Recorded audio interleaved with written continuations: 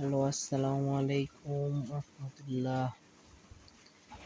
গরুর লাম্পিং রোগ হওয়ার আগে যে লক্ষণগুলো দেখা যায়, এই যে চামড়ার উপরে যে ছোট ছোট বিচির মতন ফুটেছে, এগুলাই লাম্পিং এর লক্ষণ। লাম্পিং ভাইরাসগুলো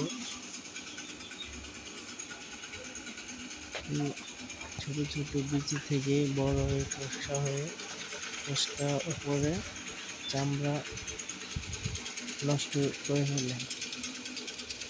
এরকম নিয়ে দেখলে ডাক্তারের সাথে যোগাযোগ করে গরুকে ভ্যাকসিন দিন।